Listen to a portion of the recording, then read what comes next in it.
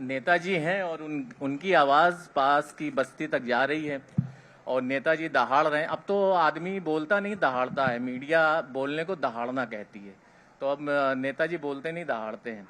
तो उन्होंने कहा कि भाइयों, मुझे देश प्यारा है, कुर्सी नहीं। आपसे सच सच कहता हूं, मुझे देश प्यारा है, कुर्सी नहीं। अब नेताजी की आवाज बगल की बस्ती तक जा रही थी, जिसे एक बकरा भी सुन रहा था।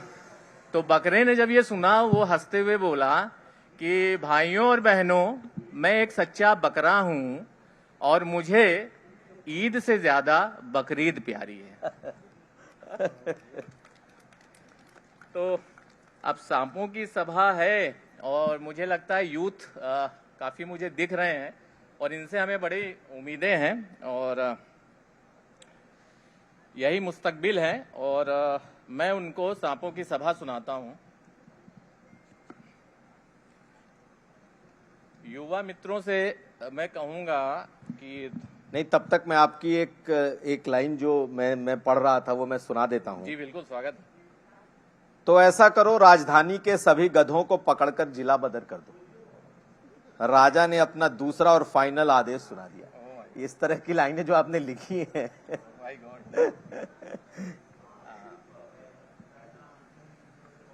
क्योंकि युवा हमें दिख रहे हैं काफी और मुझे उनसे काफी उम्मीदें हैं, क्योंकि अब देश इन्हीं के हवाले है, हम तो हवाला करके बैठे हुए हैं। और सांपों की सभा सुनाते हैं, जरा ध्यान से सुनिएगा। और धूप काफी तेज है। तुम में जहर नहीं इसलिए तुम कमजोर हो, सांप ने चूहे से कहा। जिसके अंदर जहर होता है दुनिया उसकी इज्जत करती है, उनका सिक्का चलता है। आज तुम्हारा जहर ही तुम्हारे लिए अमृत है। चूहा ध्यान से सब सुनता रहा। जब तुम्हारे पास जहर होगा तभी लोग तुमसे डरेंगे। सांप शांत स्वर में बोला। चूहे को बात समझ में आई। फिर मुझे क्या करना चाहिए? चूहे ने पूछा। सीधी सी बात है, तुम्हें अपने अंदर जहर पैदा करना चाहिए। वो सब तो ठीक है, मगर अपने अंदर जहर कैसे पैदा करूं? स्पष्ट था, चूहा हर हाल में समाधान चाहता था। तुम चाहो तो मैं तुम्हारी मदद कर सकता हूं। सांप ने मदद की पेशकश की। कैसे? चाहो तो मुझसे जहर ले लो। ताकत की चाह में चूहे ने फौरन हामी भर दी। सांप मुस्कुराया। फिर क्या था, मौका मिलते ही सांप ने अपना जहर चूहे में उतार दिया। रगों में लहू के साथ जहर मिलते ही चूहे का बदन नीला पड़ गया। चूहा हमेशा के लिए शांत हो गया। बहुत बढ़िया। चूहे की डेड बॉडी लेकर सांप अपनों की सभा में पहुंचा, जहां उसका अभूतपूर्व स्वागत हुआ। चूहे की डेड बॉडी देख के सभी सांप उत्साह से भर उठे। वे जोर जोर से फुफकारने लगे। सभा शुरू हुई। सांप बोला, दोस्तों, मेरे प्यारे दोस्तों, जैसा कि मैंने आपसे कहा था वो मैंने कर दिखाया। रिजल्ट आपके सामने है। चूहे की डेड बॉडी दिखाते हुए सांप बोला।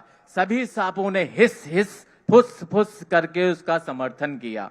वह आगे बोला, हम पहले से ही बहुत बदनाम हैं, अब हमें और बदनाम नहीं होना। अब देखिए साथियों, मैंने ये काम लोकतांत्रिक ढंग से किया है। अब हम पर हिंसा का कोई इल्जाम नहीं लगा सकता। इस चूहे ने मुझसे खुद जहर मांगा है। ये कहते हुए सांप का फन तन गया। सभी सांपों ने हिस हिस कर काफी देर तक खुशी जाहिर की। साथियों, आप पहले दिलों में जहर भरिए, जहन में खुद ब खुद आ जाएगा। वाह वाह। और सब्जेक्ट अपने रगों में उतारने के लिए बेचैन हो जाएगा। सब्जेक्ट शब्द सुन के सांपों के बदन में सुरसुरी सी दौड़ गई। वो धारा प्रवाह बोलता रहा, बस हमें सपने और भय दोनों साथ साथ दिखाने होंगे। अच्छे अच्छे शब्दों के चयन पर ध्यान केंद्रित करना होगा।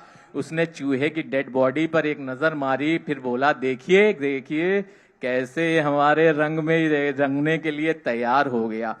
सभी सांप चूहे के नीले बदन को देखने लगे। वे अजब रोमांच से भर उठे।